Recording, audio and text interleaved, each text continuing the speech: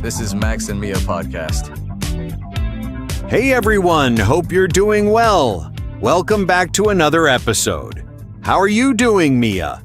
Honestly, pretty good. I had a really nice weekend. I didn't do much, but that's exactly what I needed, you know? Same here. I went out on Saturday with some friends, and we just walked around the city, grabbed some coffee. Nothing special, but it was really refreshing. That sounds perfect, actually. I stayed home on Sunday and watched a couple of movies. Sometimes you just need that. 100%. Okay, so let's get into it, because we've got a great episode today. Yes, and for everyone who's new here, every Monday we bring you real, everyday English conversations designed for people at an A2, B1, or even B2 level. This is the kind of English you actually need when you're talking to someone in real life, not just in a classroom. Exactly. We want you to feel ready for those real moments, those conversations that catch you off guard and you think, okay, how do I say this in English? And today's episode is a great example of that. So before we jump into today's conversation, we want to ask you something, and really think about this for a second. Have you ever had one of those days at work where everything just feels too much? Where something happens and you just need to talk to someone about it? Maybe a coworker, a friend, or even a family member? That feeling, when you need to let it all out and just talk about what's bothering you, in English we call it to vent. To vent. It means to express your feelings, usually when you're stressed, frustrated, or upset about something. It's not about finding a solution right away. It's just about saying how you feel. Think about the last time you needed to vent. Who did you go to? Today's conversation is going to feel really familiar. We're going to meet Ludwig. He's been having a rough time at work lately, and he really needs to talk to someone. And that someone is Emily, a coworker and a good friend. In this conversation, you're going to hear really useful language for those moments when you need to complain about something, when you want to give or receive advice, and when you're just trying to support a friend. This is the kind of vocabulary that's going to help you a lot in real situations. So pay attention, because there's a lot to take away from this one. Ready? Let's go. Hey, you okay? You've been really quiet all morning. Honestly, not really. I don't know, I'm so done with this place. Wait, what happened? Did something go wrong with the Henderson project? It's not just that, it's everything. Like, I've been working non-stop for the past 3 weeks, staying late, skipping lunch, doing way more than I'm supposed to, and nobody even notices. Nobody says anything. Ugh, I hate that. That's so frustrating. And the worst part, Marcus dropped the ball again on the report, the one I specifically asked him to send on Friday. And guess who had to fix it first thing Monday morning? Me. Again. Are you serious? That's the second time this month. Third, actually. But who's counting, right? Okay, that's not okay. Have you said anything to your manager? I tried. I went to Sandra last week and I was like, hey, I feel like I'm carrying the whole team. And she just said, I know it's been a lot, but we really need you right now. That was it. No solution. Nothing. Wow. So basically, she just brushed it off. Completely. And I get it, okay? I get that the team is short-staffed and we're all under pressure, but I can't keep going the extra mile every single day and getting nothing back. It's not sustainable. No, it isn't. And honestly, you shouldn't have to. I mean, there's a difference between being a team player and just letting people walk all over you. Exactly. And I don't want to sound like I'm complaining all the time. I really don't, but I'm genuinely burnt out. Like, I wake up on Monday and I already feel tired. That's not complaining, Ludwig. That's a real problem. You can't pour from an empty cup, you know? Yeah, I know. I don't know what to do. I don't want to make it a big thing and come across as difficult. But it is a big thing. Look, I think you need to have a real conversation with Sandra, not just a quick comment in the hallway, like an actual sit-down, we need to talk kind of conversation. I know you're right. I just hate confrontation, you know? It makes me so uncomfortable. I get that, but think about it this way. If you don't say something now, nothing's going to change. And 6 months from now, you're going to be in the exact same spot, maybe even worse. Yeah, you're right. I need to stop waiting for things to get better on their own. And hey, if it helps, we can sit down later and think about what you want to say, like actually plan it out so you feel more confident going in. Really? You do that? Of course, that's what I'm here for. But you have to promise me you'll actually do it this time. Okay, I promise. Thank you, Em. I really needed to get that off my chest. Always. Now go get some coffee. You look terrible. Wow, thanks for that. Okay, I love that conversation because it's so real. Like, I think almost everyone has been in Ludwig's position at some point. Absolutely. And what I think is great is that Emily doesn't just say, "Oh, that's terrible," and move on. She actually listens, she validates him, and then she helps him think about what to do next. That's a good friend right there. For real. Okay, so let's talk about some of the language you heard in that conversation, because there were some really useful expressions in there. The first one is to drop the ball. You heard Ludwig say that Marcus dropped the ball on the report. So, to drop the ball means to make a mistake, to fail to do something you were responsible for. It's like you had the ball in your hands and you just let it fall. And it's very common in work situations. You can say things like, "I really dropped the ball on that one," or "We can't afford to drop the ball again." It's not super formal, but it's used a lot in professional conversations too. The next one is to go the extra mile. Ludwig said he's been going the extra mile every single day. This means to do more than what's expected, to make an extra effort. So if someone says she always goes the extra mile for her clients, that's a compliment. It means she works really hard and gives more than she has to. Then we have burnt out. This one is really important because a lot of people use tired when what they really mean is burnt out. Tired is when you need a good night's sleep. Burnt out is when you've been exhausted for a long time and you feel like you have nothing left to give. It's emotional and physical at the same time. You can say, "I'm burnt out," "I'm feeling burnt out," or "I think I'm heading towards burnout." Burnout as a noun is also very common, especially when people talk about work-life balance. And then there's my personal favorite from this conversation. You can't pour from an empty cup. Emily said this to Ludwig, and I think it's such a powerful image. It means if you have nothing left inside you, you can't keep giving to others. You have to take care of yourself first. It's one of those expressions that sounds simple, but says a lot. And it's perfect for conversations about stress, burnout, boundaries, that kind of thing. And the last one, to get something off your chest. At the end, Ludwig says, "I really needed to get that off my chest." This means to say something that's been bothering you for a while, something you've been carrying inside. When you finally say it out loud, it's like a weight is lifted. You feel lighter. Great for emotional conversations and really natural in everyday English. Okay, so those are the key expressions from that first conversation. Make sure you write those down if you're studying along with us.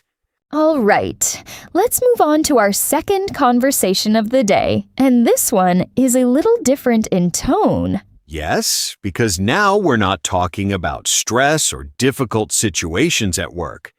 We're talking about something that a lot of people find exciting and also a little stressful for completely different reasons. Finding a new place to live. Exactly. And here's a question for you before we play the conversation. When you have to make a big decision with someone, maybe a partner, a friend, a family member, how do you handle it when you don't agree? Do you give in quickly, or do you stand your ground and defend what you want? Because that's exactly what we're going to see here. Debating, arguing your point, explaining your preferences, and why you feel that way. And this is incredibly useful English, because in real life, you're constantly doing this. At work, at home, with friends. In this next conversation, we're going to meet Theodore and Sophie. They're a couple and they're looking for a new apartment to rent. And let's just say they don't exactly agree on what they want. What you're going to hear is how they express their preferences, how they push back on each other's ideas, and how they try to reach an agreement. The kind of English you need when you have an opinion and you want to defend it without starting an argument. Ready? Here we go. Okay, so I've been looking at a few options, and I think I found something really good. It's a 2-bedroom in the city center, close to everything, really good transport links. What do you think? How much? $17.50 a month. Sophie, that's way over our budget. I know, but hear me out. We'd save so much on transport.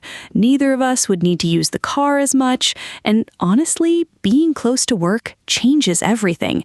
Your commute right now is almost an hour each way. That's true, but I'd rather have a little more space and pay less. I mean, what's the point of living in the city center if we're never home to enjoy it? That's not fair. We go out all the time. We used to. Now we mostly cook at home and watch stuff on the sofa. I'm not paying extra for a location we're not even going to use. Okay, fair enough. But look, I also found a place a bit further out. It's bigger, 2 bedrooms, plus a small office, and it's only $1,400. The thing is, it's a 40-minute commute for me. See? That's the one I liked. I sent you that listing 2 days ago.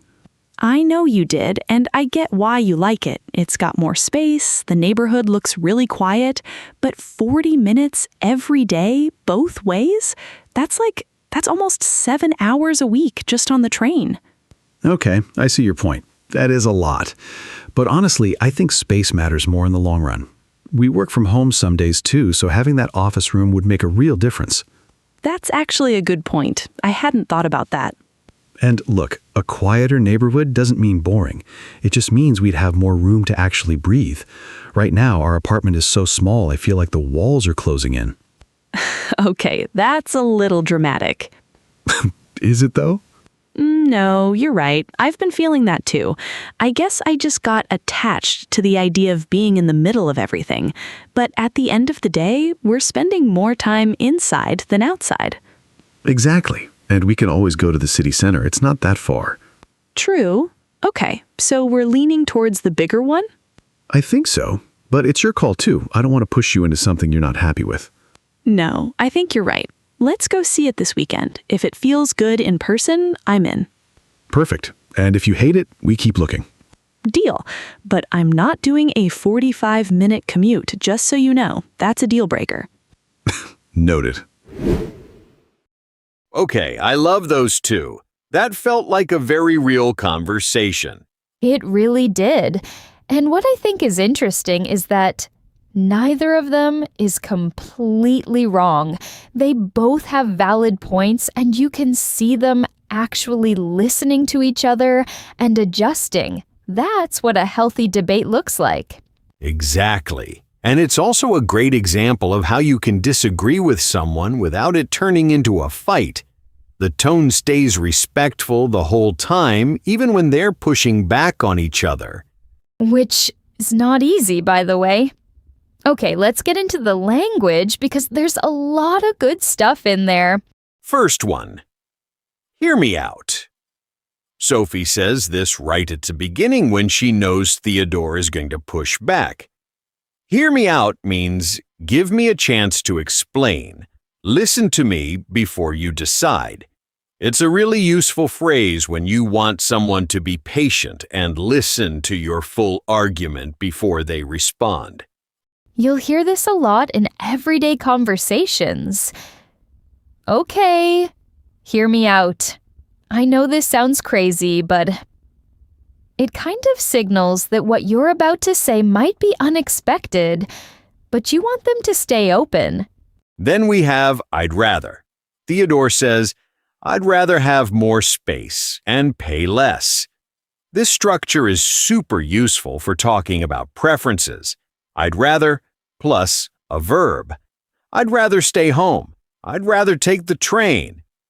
It's one of these structures that sounds very natural and native speakers use it constantly. And a really easy way to practice it is just think about your daily choices. I'd rather have coffee than tea. I'd rather work in the morning than at night. It fits everywhere. Next, fair enough. Theodore says this after Sophie makes a point he can't really argue with. Fair enough basically means, okay, you've got a point. I accept that. It's a very common and very natural way to acknowledge that someone is right without making a big deal out of it. It's also really useful because it keeps the conversation moving. Instead of saying, okay, yes, you're right, and I was wrong, and blah, blah, blah, you just say, fair enough, and move on. Then, I see your point. Sophie says this when Theodore explains why having an office room would help. It means I understand your argument. I get where you're coming from. It's a great phrase for showing that you're actually listening, not just waiting for your turn to talk. And then two really important ones. In the long run and at the end of the day. Theodore says space matters more in the long run, meaning over time, in the future, when you look at the bigger picture. And Sophie uses at the end of the day to sum up what really matters when everything else is set aside. Both of these are incredibly common in English, especially when people are making decisions or giving opinions. You'll hear them in conversations, in meetings, in interviews. They're everywhere. And finally, deal breaker. Sophie drops this right at the end, and I think it's the perfect word for that moment. A deal breaker is something you absolutely cannot accept. It's the line you won't cross. It kills the deal completely. It originally comes from business, like in negotiations, but now it's used in all kinds of situations. In relationships, in apartments, in job offers. That commute is a deal breaker. Working weekends is a deal breaker for me. Really versatile. Great word. Okay, I think that covers the key language from that conversation. Write those down if you haven't already. All right, we've got one more conversation for you today, and this one hits a little different. So, quick question before we go in. Have you ever thought about doing something completely different with your life? Like, not just changing jobs, but actually stepping back and asking yourself, is this really what I want to be doing? Because that's a thought that a lot of people have, especially after a few years of doing the same thing. And it's a scary thought, right? Because change is uncomfortable, and taking a risk when you have a stable situation feels almost irresponsible. But sometimes you need someone in your corner, someone who'll be honest with you, who'll ask the right questions, and who'll help you figure out what you actually want. In this last conversation, we're going to meet Freddie and Helena. They're old friends, and Freddie has been thinking about going back to study, taking a course at night to eventually switch careers. He hasn't told many people about it because honestly, he's not sure how serious he is about it yet. But he tells Helena. And what you're going to hear is a really honest, really natural conversation between two people who trust each other. You'll hear how they talk about fear, about uncertainty, and about taking a chance on yourself. And the language in this one is gold. We're talking about how to express doubt, how to weigh options, how to encourage someone without being unrealistic. Stuff you genuinely need in real conversations. This is a good one. Let's go. Wait, so you're actually thinking about doing it? Like, for real this time? I mean, yeah, I think so. I've been looking at this design course. It's 2 evenings a week, and I keep coming back to it. I've had the tab open for like 3 weeks. 3 weeks. That's either a sign you really want it or a sign you're terrified. Probably both, honestly. The thing is, I like my job. It's fine, but fine isn't exactly inspiring, you know? Yeah, I get that. Fine is comfortable, but it's also kind of slowly suffocating. Exactly. And I'm 31. If I'm gonna do something like this, I feel like now's the time. But then I think, okay, you've got a stable income, a routine, things are working. Why would you mess with that? Because things are working isn't the same as things are good. That's a good way to put it. Look, I'm not going to tell you to throw everything away and go follow your dreams or whatever. That's not realistic. But taking a course 2 nights a week, that's not throwing anything away. That's just trying something. I know. I think I'm just scared that I'll get into it and realize I'm not actually good at it. And then what? Then you know. And knowing is better than always wondering. My brother thinks it's a midlife crisis. You're 31. That's what I said. He's like, why fix what's not broken? But it's not about fixing anything. It's more like I want to feel like I'm actually moving somewhere. Does that make sense? 100%. And honestly, the fact that you keep coming back to it says a lot. You're not just bored, you're genuinely interested in this. Yeah, I think I am. I just needed to say it out loud to someone, I think. Well, I'm glad you told me. So what's actually stopping you at this point? Is it the money? The time? A bit of both. And I guess I don't want to start something and not follow through. I hate that. I'd rather not start at all than give up halfway. Okay, but that kind of thinking is exactly what keeps people stuck. You're setting yourself up to fail before you've even begun. Wow, okay. I'm serious. Look, just sign up. See how the first month feels. You don't have to have the whole thing figured out before you take the first step. You make it sound so simple. It kind of is, though. You're overthinking it. I probably am. Definitely are. Sign up tonight, and then tell me how it goes. Okay, yeah, I think I will. Good. And if your brother says anything, tell him I said he's wrong. I'll pass that along. Okay, I really liked that one. Same. It's one of those conversations that feels very familiar, right? Because most of us have either been Freddie or been Helena at some point. Totally. And what Helena does really well is she doesn't sugarcoat things, but she's also not harsh. She's just honest, and that's actually quite hard to do in real life. For sure.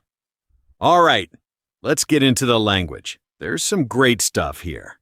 First one, why fix what's not broken? Freddie's brother says this, and it's a really common English expression. It means if something is working, don't try to change it. Leave it alone. You'll hear this a lot when people are resistant to change or new ideas. It's one of those phrases that sounds very logical on the surface, but Helena kind of challenges that thinking without saying the phrase is wrong, which is a smart move in a conversation. Then we have follow through. Freddie says he hates starting something and not following through. To follow through means to finish what you started, to actually do what you said you were going to do. It's really common in both personal and professional contexts. She always follows through on her promises. The project failed because nobody followed through. You'll see it everywhere once you start noticing it. Next. Stuck. Helena says that kind of thinking keeps people stuck. To be stuck means you can't move forward. You're trapped in the same place. It's not just physical, it's emotional too. I feel stuck in my career. We're stuck in the same argument. Very versatile. And then, overthinking. Helena tells Freddie straight up, "You're overthinking it." Overthinking means spending too much time analyzing something to the point where it actually stops you from acting. And I think this one is so relatable because we all do it. I know I'm overthinking this, but it's one of those words people use to describe themselves a lot. Really natural in everyday conversation. And the last one I want to highlight. You're setting yourself up to fail. Helena uses this to push back on Freddie's logic. To set yourself up for something means you're creating the conditions for it to happen, usually unintentionally. Setting yourself up to fail means your own thinking or behavior is already putting you in a position to fail before anything has even started. It's a powerful expression because it makes you look at your own role in the outcome. It's not about bad luck or circumstances. It's about what you're doing to yourself. Love that one. Okay, I think that's a great note to end the analysis on. And that's a wrap on today's episode. 3 conversations, a lot of real English, and hopefully a few things that made you think as well. That's kind of what we're going for here at Max and Mia Podcast. Not just the language, but the situations behind it. Because that's where English actually lives. If you heard an expression today that you want to practice, write it down and try to use it this week, even once. That's how it sticks. And if you've got a friend who's learning English, share this episode with them. The more the merrier. We'll be back next Monday with a brand new set of conversations. Until then, take care of yourselves. And don't overthink it. See you next week. To keep taking your English to the next level, click on the next video or explore the others we've made for you.